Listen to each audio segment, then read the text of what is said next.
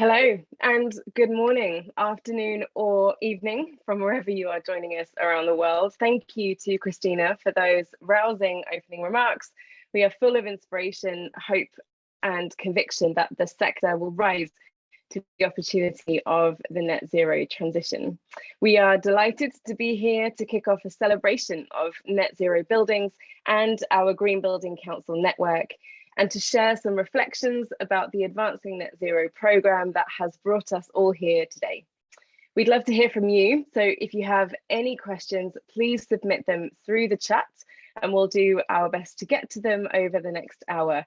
And we're going to use one of those 3,024 hours to the best of our possible advantage. My name is Victoria Burrows. I'm the Director of Advancing Net Zero at the World Green Building Council, and I'm speaking to you today from France. And I'd like to introduce my colleague, Matt Black. Hi, Matt. Please say hi and tell us why you are proud to work for World GBC in this, its 20th year. Hi, Victoria, and hi, everyone. My name is Matt Black, and I'm the project coordinator for Advancing Net Zero at World GBC. I'm usually based in London, but today I'm speaking to you from Sweden, as we're here for the Stockholm Plus 50 conference alongside our long-standing partners, C40. I think I'm proud to work for World GBC every day because really it's a challenge that leads me to learning something new. Truly, no 2 days are the same here at World GBC. And ultimately, I really think it's a privilege to work with and engage with the green building councils across the globe, as well as our partners and other industry organizations who are all working together within the built environment space. I think together, it really feels like our work has a positive impact. We're driving change across the building and construction industry. And whilst World GBC might not be the biggest organization, I think with the GBC network, we've got a superpower that not many other organizations can replicate. So how about you, Victoria? What's it like being the director of this fantastic global program with a very simple task of trying to totally decarbonize the global buildings and construction sector? Right, yes, no small feat. So my entire career since architecture school has been about creating better buildings, from working client side, providing advisory services, auditing existing buildings for how they can improve, and even spending time on construction sites to make sure that the way buildings are built adheres to the best environmental and sustainability standards. So when World GBC launched Advancing Net Zero, it seemed like the perfect way to use that project experience to support green building councils and the industry towards optimizing the way we design and build and operate all those buildings across the world for people and for planet. And yes, what we're trying to do is unprecedented, it's ambitious, it's extremely complicated, but as you say, that's what makes it so challenging and exciting to be something that we're working on. It's been extremely fulfilling to see the green building community and the wider building and construction sector rise to this challenge and make such significant progress even over just the past 5 years that I've been involved in this program. So we're going to spend some time now over the next 40 minutes or so sharing some of that progress in this opening hour of our 24-hour journey around the world in net zero solutions. So let's go right back to the beginning and why we're here. So according to UN Habitat, Matt, cities consume 78% of the world's energy and produce more than 60% of greenhouse gas emissions, but they only account for less than 2% of the Earth's surface. And we know that between now and 2060, the world's building stock is expected to double. So buildings are important and they have to be part of the climate solution. And after COP21 in 2015, it was clear that the building and construction sector needed to do more to advance the sustainability agenda. And so Advancing Net Zero was launched to solve the very real crisis that we're facing today. And at a workshop in New York in 2016, 10 GBCs and partners initiated a collaborative effort to advocate for and illustrate the benefits of net zero buildings that would help accelerate industry action and uptake across the globe, and Advancing Net Zero was born. So Advancing Net Zero is our global program that is focused on climate action. It's unique because we have a network of global green building councils, or GBCs, operating across 5 regions, all working to develop tools and programs and resources to both promote the urgency and achievability of net zero carbon buildings, and to build industry capacity to deliver them, most crucially. So Matt, how about you share with everyone how this translates to regional and local programs that we now have across the network 5 years later? Absolutely. So Advancing Net Zero established our whole life carbon vision for total decarbonisation of the buildings and construction sector after the release of the Bringing Embodied Carbon Upfront report in 2019. And you can see that on screen now. This means addressing both operational and embodied carbon, setting global targets and milestones, and publishing our framework, which was co-created by GBCs to show best practice approaches on how to achieve the targets that we've set out. And so really, our vision states that by 2030, all new buildings, infrastructure and renovations will have at least 40% less embodied carbon, with a significant upfront carbon reduction, and all new buildings must be net zero operational carbon. And then by 2050, all new buildings, infrastructure and renovations will have net zero embodied carbon, and all buildings, including those existing assets, must be net zero operational carbon. And as part of this vision, we've outlined some key principles to help inform decarbonisation action to achieve the goals that we've set out. And so very briefly, for operational carbon, we want people to reduce and optimize the energy demand of their assets.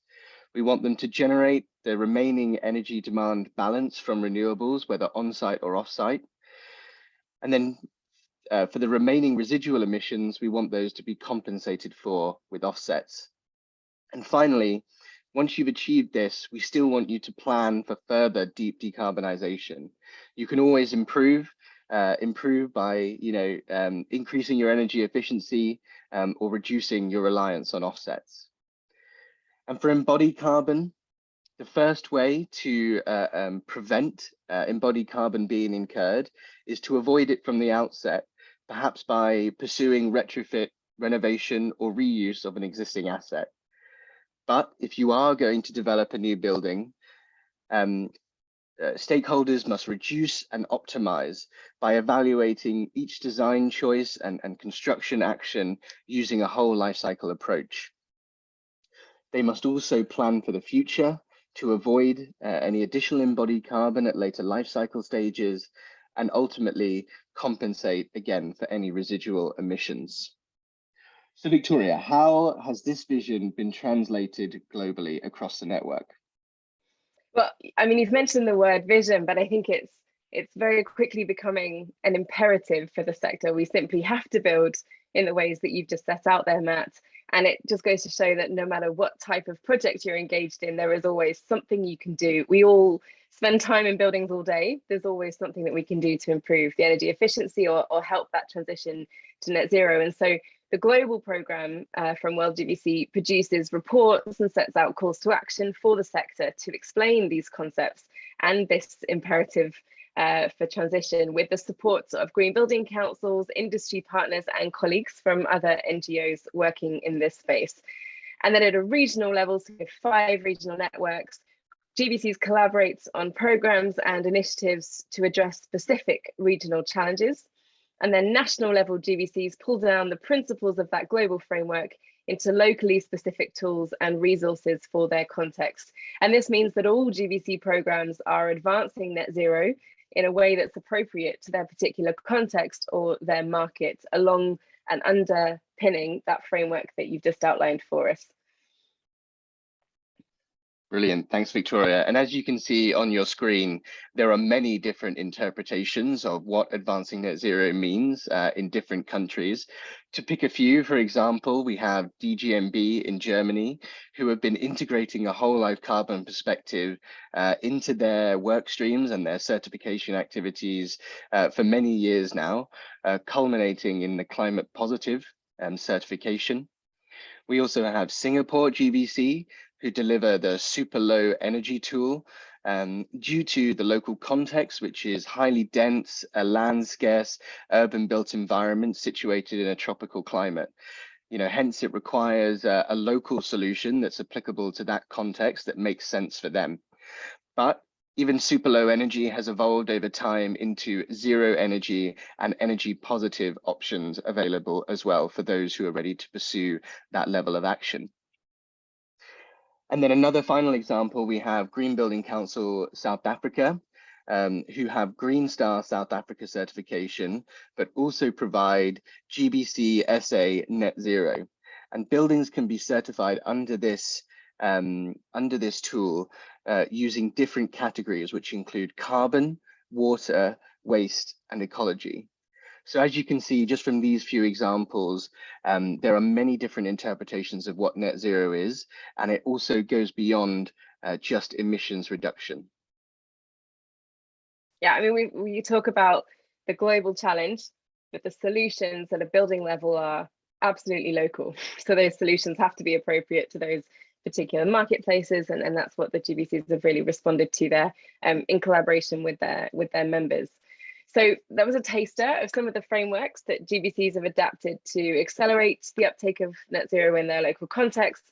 They continue to produce industry-leading reports and guidance and benchmarks and targets and certification tools and so much more. And we're going to go through some of those now. Let's talk about some of the exciting developments from GBCs over the past few years using World GBC networks impact pathways, and we have 7 of them. I'm going to try and read them off in order, remember them in order. So we have collaborate, advocate, rate, communicate, educate, innovate, and invest. And our GBCs are always acting on at least one of those impact pathways, some of them all 7. So we outline how to achieve our North Star goals within our Sustainable Buildings for Everyone Everywhere strategy, providing a way to plan and track and deliver and measure progress on these goals. So let's talk about, Matt, some of the examples under each of those impact pathways. First of all, collaborate, perhaps one of the most important words in any decarbonisation strategy. Let's pick out some of the examples from our lovely world map here of GBC advancing net zero action about how our GBCs are collaborating. Absolutely. I think if they'd let us, Victoria, we probably could have spoke for 24 hours by ourselves with all the activities that GBCs have been up to. True. But I think one example for collaborate recently has been the Building Life project. So World GBC's European Regional Network has been convening leaders from across the value chain to formulate a detailed plan for how EU policymakers and the built environment sector at large can work together to fully decarbonize buildings and construction by 2050. And they've involved 10 EU GBCs to galvanize this action through national and regional decarbonisation roadmaps. So those GBCs participating in Building Life are Croatia, Finland, France, Germany, Ireland, Italy, the Netherlands, Poland, Spain, and the UK. It's a bit of a long list there. And we're already seeing the fruits of this project. We have several of the national roadmaps that have been published to give that overarching pathway that which the stakeholders within their country can work towards. And one example being at COP26 in November last year, because it was in Glasgow, in the UK GBC released its net zero whole life carbon roadmap for the built environment to fantastic industry reception. And I think this is culminating now with these other roadmaps. And last week, World GBC published its EU policy roadmap towards climate neutral buildings and construction by 2050. And really, this EU policy roadmap highlights the urgent need for more ambitious policy and financial support to enable retrofitting and property upgrades, which is of particular concern in Europe, where much of the building stock already exists. We need to just get that up to spec. And the roadmap makes a series of recommendations on how this policy can help with emissions calculations, the regulation of emissions across the whole life cycle, as well as specific measures that policymakers can begin to introduce. So really, I think, this whole project of building life is a fantastic example of that collaboration, not only between World GBC, the GBCs participating, but policymakers and other stakeholders within the sector. Absolutely. Okay, so you mentioned policymakers there, advocacy, a key work stream of many GBCs, bringing ideas and research to policymakers to try and get that more ambitious policy or regulations introduced. So who's been working on that? So one example that I think we're going to pull out is New Zealand GBC. They've been delivering some incredible policy work and government engagement over the last few years. And I think the key point of that has been their engagement around their zero carbon roadmap. And so this document illustrates a pathway and solutions to make all of, I'm going to get this wrong, but Aotearoa's homes and buildings zero carbon, including suggested improvements to the National Building Code. And New Zealand GBC continue to engage policymakers at different level of governments to improve the policy and adopt the recommendations contained within that roadmap. Mm-hmm. The third one I mentioned was rate. So we've covered some of these rating tools, and I imagine that many people listening are familiar with some of the green building rating tools that exist out there, but how about a couple of other examples of how green building councils are bringing their rating tools in line with our framework and roadmaps? Absolutely. So first we're going to go to Green Building Council Australia, who updated Green Star buildings back in 2020.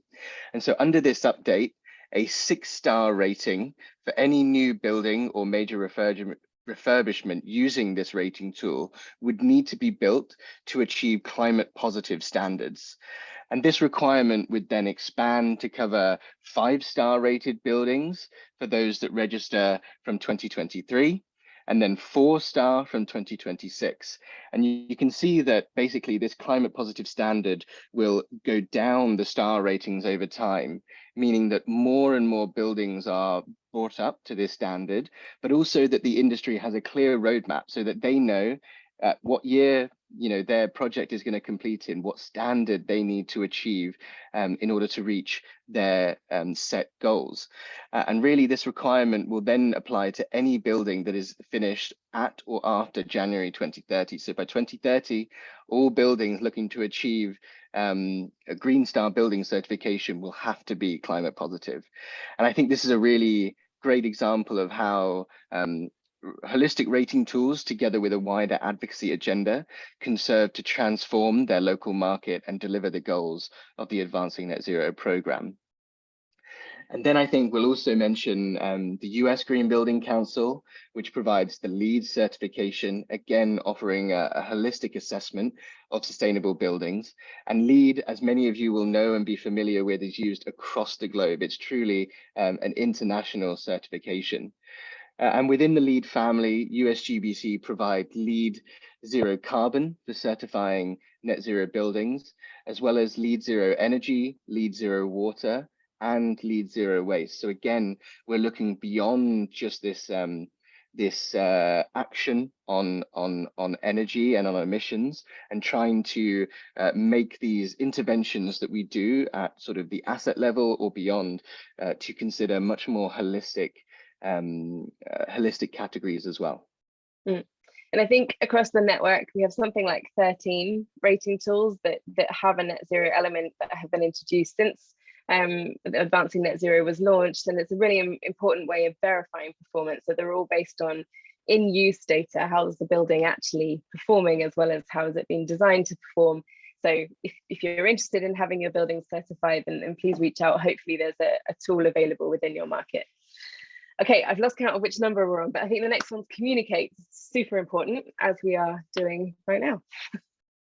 Absolutely. I think this is another one where it's hard to pick out one piece of work from one GBC. I think all of the GBCs across the network are constantly communicating the need for change, and also communicating their work to accelerate that industry transition. They hold conferences, they hold webinars, face-to-face meetings or Zoom meetings, as we've all been accustomed to, on the topic of net zero and sustainable buildings more generally. But I think one key event is World Green Building Week that's held every year. And this is organized by World GBC, but really powered by the GBC network, as we get everyone involved, all the GBCs, all of our partners, across a week of content, and really broadcast that and highlight what we're all up to. Amazing. And part of that really significant part of the transition and why we need to communicate is education, right? We need to be equipping those who are actually delivering the buildings as well as those who are specifying what we actually mean by net zero. Yeah, absolutely. It's a crucial part of our work and the network's work.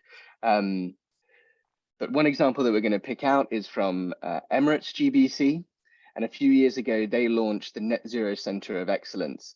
And this operates as a kind of think tank and accelerator, combining multiple pathways of the advancing net zero agenda. It provides a platform for government, academia, civil society, and the private sector to come together to learn, to knowledge share on net zero buildings, and to support sort of future regulation and policy changes, as well as offering tools and resources that all of these different stakeholders can make use of. And I think, this also includes, like I said, government engagement, but having that back and forth with the private sector, and within the Net Zero Center of Excellence as well, Emirates GBC run plenty of stakeholder consultation workshops, advisory committees, training sessions, and technical workshops. So really, this is a work stream that provides a significant amount of engagement and education to their local market. So anyone joining us from the Emirates today, please do get involved if you're not already with the Net Zero Center of Excellence. And as Matt says, many green building councils around the world offer these sorts of initiatives, and particularly training programs or webinar series. So yeah, please do sign up to your local GBC's initiatives to find out more. Okay, innovation next. So green building councils are constantly having to innovate work streams or kind of bring work streams in line with the roadmaps that we've set out. Some of the technologies and approaches exist already out there, right, for net zero buildings, but we do need a little bit of innovation in the way that we're thinking about and approaching this problem, that old adage that we can't solve it with the same thinking that got us here. So who can give us an example of innovation? So I think the example we're going to pull, Victoria, is Hong Kong Green Building Council. And I think we're going to go with their innovation being basically the kickstarting of their whole Advancing Net Zero program a few years ago. And this has taken on a variety of forms. And again, you can start to see how all of the GBCs touch all of these impact pathways in some way or another. They've started to develop their own target setting and certification system to reflect the local context and market, something that's been developed in collaboration and consultation with their local stakeholders, so that they have a say, and they also feel that this is something that they've contributed to and hope to improve uptake. But Hong Kong GBC have also been busy organizing the Advancing Net Zero Ideas competition to accelerate knowledge sharing and public engagement with the work of Hong Kong Green Building Council. And in 2021, they organized the Advancing Net Zero International Conference to bring together stakeholders from across the world and Hong Kong and engage them together to collaborate and pursue further and faster action. And so really you can see how, they've gone from nothing to a whole program, and that program covering so many different work streams and engagement pieces. Absolutely. Great work, Hong Kong. Okay. And finally, invest, really critical piece, another one to accelerating the decarbonisation agenda is finance. And GBCs are always looking for ways in which they can enable investment in sustainable buildings within their respective markets. So how about finance, sustainable finance? Absolutely. So we've got a great example from Brazil GBC. And so as part of their prolific certification program in 2019, they signed an MOU with the state government of Parana to create a net zero energy public building program. And this program will ultimately become part of the government strategic plan. And the MOU granted financial resources to retrofit 212 existing public buildings, the majority of them schools, into net zero energy buildings, all to be GBC Zero Energy certified by 2022. So we'll be looking forward to seeing the update on that program by the end of this year. I think the other quick example to pull on is World GBC and the Green Building Council's work with the EU taxonomy. So 4 of Europe's most renowned GBCs were joined by 23 financial and real estate organizations to evaluate the market readiness of the EU taxonomy criteria for buildings. And this study concludes with a set of recommendations regarding key aspects for the successful future implementation of the taxonomy for the industry and policy perspective. And this is really important for this impact pathway, because the taxonomy will dictate and define a lot of EU financing for building financing moving forwards. Absolutely, and helping to drive that policy confidence as well, right, in some of those frameworks. So we've taken our own little mini tour around the world there with some of the green building councils and the programs they're working on. And again, please do reach out to your local GBC. We're currently working on preparing this year's Advancing Net Zero Status Report 2022, in which we highlight the progress being made towards our goals by GBCs and partners and policymakers, and set out industry trends that are supporting the shift towards a decarbonised built environment. So shall we talk through a few of these? Starting with, I think, tackling embodied carbon.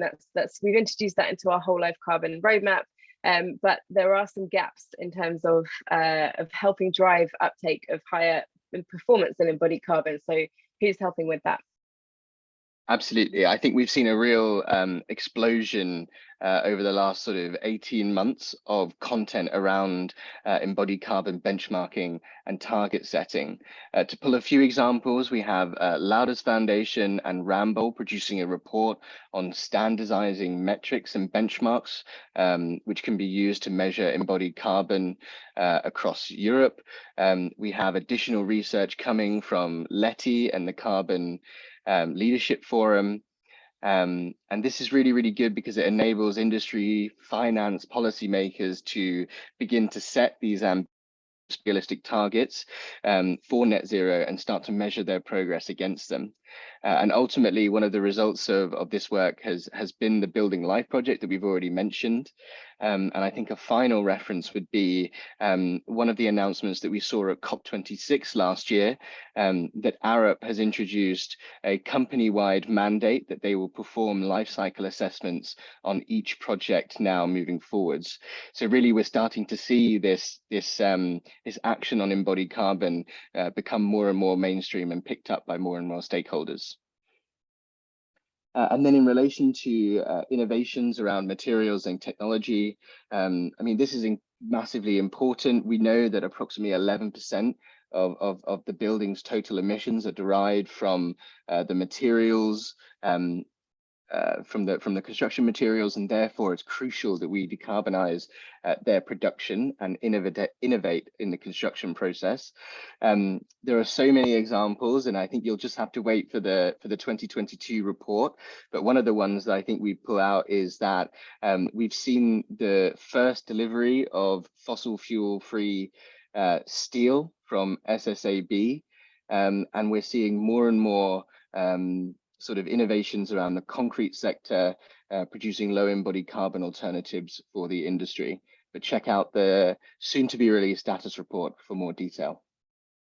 And some announcements soon to come from our partner, the Climate Group, as well, right, on driving demand for low carbon materials to help that whole life agenda. And another trend that we're going to mention within the report is about scaling up retrofit and renovation. As we've mentioned, it's a super important component of achieving the 2050 vision. We mean all buildings. We don't just mean new buildings. Some green building councils are also helping on programs, particularly within Europe, with our Build Upon Squared project. And Alliance HQE, which is the GBC in France, has launched a study to find levers to reduce embodied carbon emissions in existing buildings, why this is necessary, and also operationally looking at operational carbon, thinking about reduced energy bills and energy consumptions in buildings. It identifies methods for assessing the performance of existing buildings over its entire life cycle and helps combat some of the social challenges around fuel poverty, as well as our carbon agenda too. And then we're also seeing some really fantastic national legislation developments. And again, we can't possibly mention them all on this session right now, but we want to pick out a couple. There are embodied carbon targets that have come from Denmark within building regulations. There's the Clean Future Act that was published last year from the US Congress to achieve a 100% clean economy by 2050. And it includes a plan to retrofit nearly 140 million residential buildings to improve their energy efficiency. And last year, Scotland appointed the world's first Minister for Zero Carbon Buildings. So there's definitely progress. Green Building Council advocacy activities really help with changing and shaping regulation, and we hope to see many more examples of that too. So we know that tackling the operational carbon isn't enough, and we need to shift to a whole life carbon mindset to achieve our 2050 goals. It's a massive transition that needs to happen, and we need front runner action from industry leaders. And this is where our net zero carbon buildings commitment comes in, to bring that sort of industry leadership and signal to the wider network that it's time for change. So Matt, please introduce to us the commitment. Absolutely. So the Net Zero Carbon Buildings Commitment is a climate initiative that recognizes the leadership action of businesses, organizations, cities and subnational governments and other policymakers in tackling both operational and embodied carbon emissions from the buildings and construction sector. We know that this requires deep collaboration across the value chain and a radical transformation in the way that buildings are designed, built, occupied, and even deconstructed. And it's going to require new business models that promote circularity, reuse of buildings and materials, whole life cycle thinking, high performance operations, and ultimately a shift away from fossil fuels as fast as possible. And our commitment signatories embody this leadership and are accelerating industry transformation by decarbonizing their own portfolios through their business activities. They're taking action towards the 2030 goal that are stimulating the innovative approaches, solutions, and business models necessary for the entire sector to reach our 2050 goals. And so as to date, the Net Zero Carbon Buildings Commitment has 135 businesses and organizations as signatories, 29 cities and 6 states and regions. The businesses and organizations signed up to the commitment now account for approximately 7.2 million tons of carbon CO2 for their portfolio emissions annually, nearly 20,000 assets, and more than 415 billion in annual turnover. And on your screen now, you've got the 5 sections of the commitment that I'm going to very briefly take you through. And I would encourage you to go to our website to read more and find out in more detail. But commitment signatories go through this process. So first, they commit to take leadership action. And that leadership action is that under operational carbon, they commit all assets under their direct control to reduce and compensate where necessary all operational carbon emissions by 2030. And for embodied carbon, if they're responsible for a new development or a major renovation of an existing asset, then they commit to reduce the embodied carbon emissions by 2030. Achieving maximum reductions of embodied carbon wherever possible, and ultimately compensating for any remaining residual upfront emissions. Then the second stage is disclose. So signatories are required to annually report back to World GBC and disclose their emissions data and progress towards net zero, but they must also publish this data in a publicly available medium so that other people can access this and check out their progress. The third is act. where signatories must implement a decarbonisation roadmap that adheres to the principles and the framework set out within the commitment. And we went through some of that earlier, but again, do read the documentation to find out more. The fourth stage is verify. So we want to verify their progress towards net zero goals through green building certification of assets or verification of their data. And this must be done by a third party. And this is really to ensure the robust nature of the commitment so that we can be confident that the progress and the action that we're reporting back to you and the public is credible and is actually happening. And the fifth section, last but not least, is advocate. And this is really where we capture all of the additional actions and the advocacy actions that a signatory might be doing to advance net zero in the wider industry. So what are they doing beyond their own portfolio to accelerate this transition?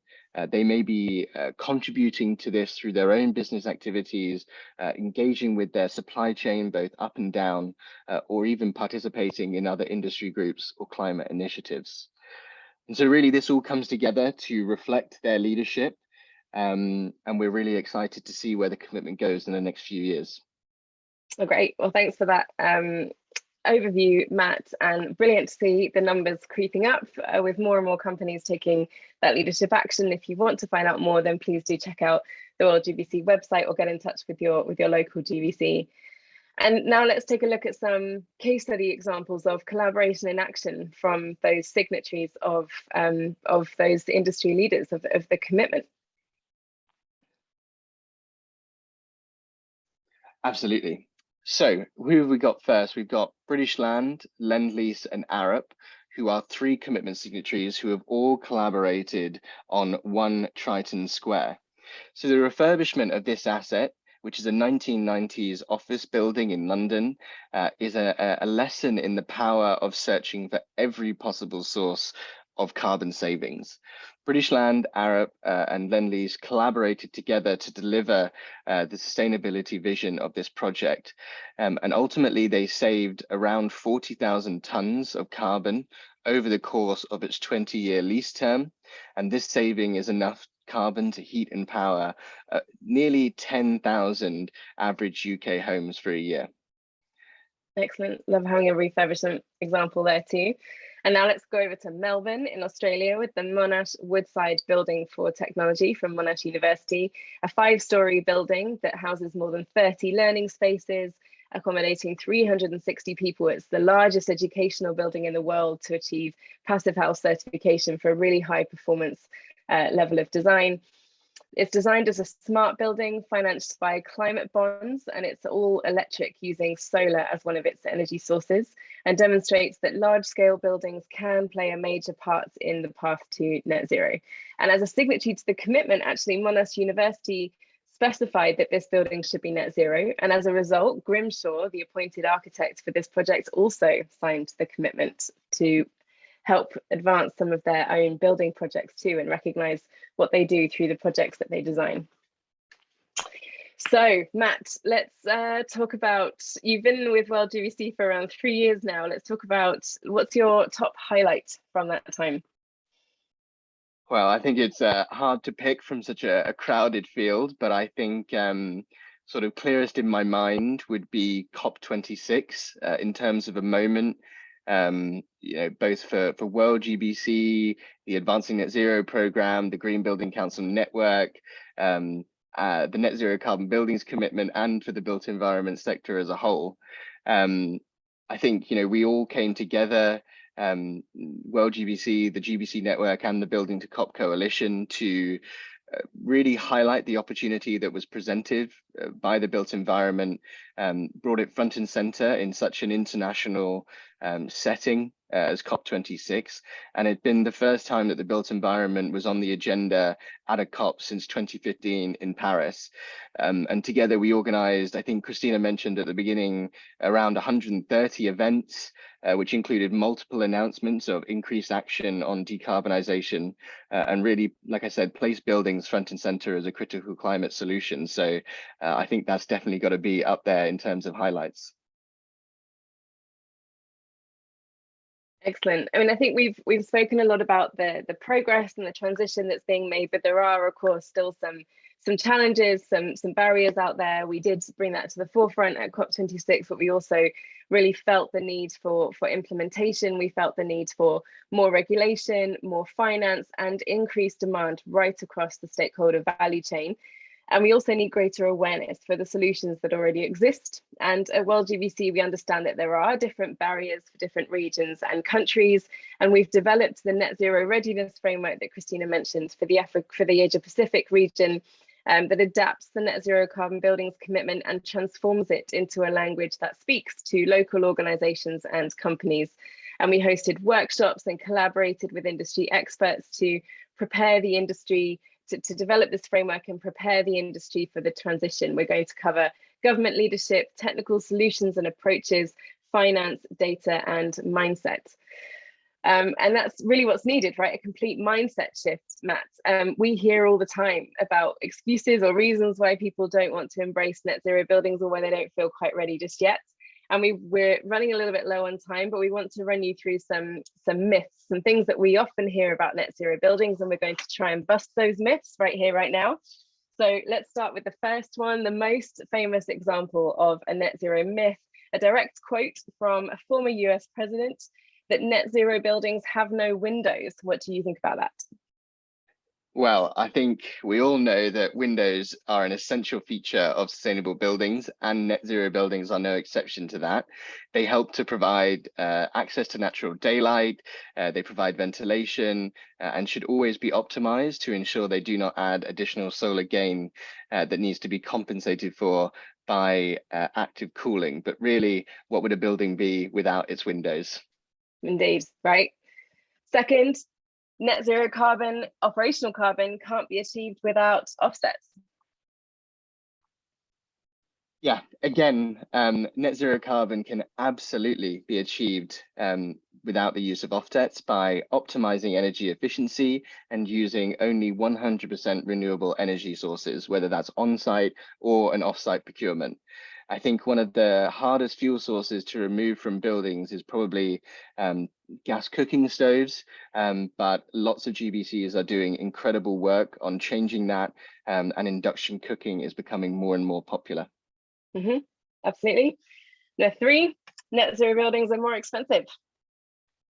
Wrong again. So net zero carbon buildings, I think, as the industry becomes more and more attuned to delivering net zero buildings, ultimately the costs are reduced. And really a net zero building should result in reduced operating costs over its lifetime. So when you balance it out, it's probably pretty much the same, if not better. And as we'll come to in the next section, World GBC's recent release, the Beyond the Business Case report, really sets out why businesses can't afford not to invest in sustainable buildings. I think we might run out of time to cover that in too much detail, but we'll make sure that the team drop the link to the report within the chat box for you. Myth number 4, existing buildings are too difficult to make net zero. So the refurbishment issue we were talking about earlier. Absolutely. Well, again, this is definitely something I hope that doesn't catch on. I think, absolutely we recognize that retrofitting to net zero comes with its own set of challenges compared to designing a net zero building from the outset. But it also brings many co-benefits, including better internal comfort, reduced energy use, and extending that building's lifestyle, crucial when we talk about embodied carbon. So, as we need to massively increase the retrofitting of our existing building stock to reach our climate goals, we better get used to the idea that you definitely can make them net zero. And as they say, the most sustainable buildings are the ones that already exist, right? Absolutely. Okay, myth number 5, net zero buildings are only possible in warm climates. So yeah, I think this is one that often comes up as people believe that a warm climate maybe means that you need less energy to heat the building. But then, what about the energy used to cool the building? I think the reality is that regardless of the climate zone, there are plenty of solutions that exist, which means that all buildings can achieve net zero carbon operational emissions in any location. By utilizing passive heating or cooling design features. And again, making designs energy efficient and getting that renewable energy supply. And finally, myth number 6, that tall buildings can't operate at net zero. Yeah, again, another one you want to ask, why not? I mean, it really doesn't matter whether we're looking at a small domestic house or a commercial skyscraper. Both of these building typologies can be designed and operated in a way that would achieve net zero carbon. And of course, they might require different solutions, but you can definitely achieve it. And some of the examples on screen now, I think, showed that. Brilliant. Thank you very much. We'd love to hear from you as well. If you have any other myths that need busting for net zero buildings, things that you hear about in your pursuit to net zero, then please let us know. We are seeing the power of change every day in proving the possible, and it's all about asking the right questions. So we are very nearly at the end of our first hour of this 24-hour journey. We'd like to call on you to ask you to join us, to join the race to zero, to set a science-based target for all of your emissions from your entire portfolio by 2050. Better yet, sign up to the climate pledge to do that by 2040. Better yet, sign up to the next net zero carbon buildings commitment to completely eliminate emissions from your buildings portfolio by 2030 and be a front runner in the race to zero. So all that remains is for us to thank our global program partners and our Asia Pacific Network Net Zero collaborators. This wraps up the first hour of our Net Zero-a-thon. We have 23 hours to go, and we'll be hopefully attending for as much as we possibly can of this Net Zero solutions around the world in 24 hours. And that's all from me, Victoria Burrows, and Matt. And me, Matt. Thanks very much. Thank you very much for your time, and enjoy this remaining session of our first of 3,024 hours left to go before our 2030 goals. A huge thank you to the Asia Pacific Network for putting on this festival, and we're very pleased to kick off the Asia Pacific Net Zero Festival. We hand over to our next champions of Net Zero, Majid Alpha Time. Thank you, everyone.